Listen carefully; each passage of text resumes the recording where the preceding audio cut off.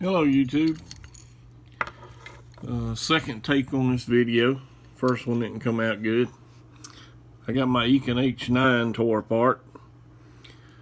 I got to order a new camera lens for it. As you can see right there, it is scratched pretty bad.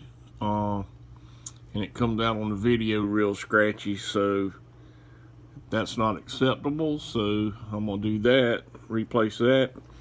And while I had it apart, I decided to put an external microphone port onto the case and wire it into the internal mic right there, which I've already got it mounted in the case right there.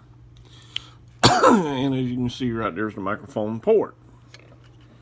So, and that microphone port, thanks to my good friend Muzzle Mike, who sent me that port about a year ago. I'm finally getting around to actually using it. Thanks there, brother. Greatly appreciated that. I'm finally going to put it to good use. But I'm waiting on to order the camera lens, and I'm waiting on the soldering kit we ordered tonight on eBay. So I've got all the little pieces and parts right there in a little dish on my desk. I'm going to leave it sitting right there, took apart. There's already a video on how to put the internal mics or external mics in the cameras.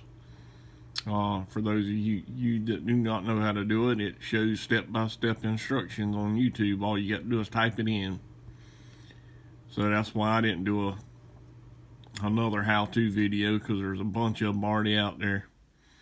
I just wanted to get external mic capability on this particular camera. That way I'll have two cameras with external mics. And I'm actually thinking about buying a new Eken H9R as well. That camera is nice.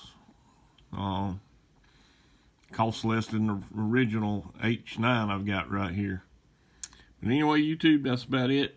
Catch y'all later. I'll be doing some bike videos here in the near future, probably next month sometime.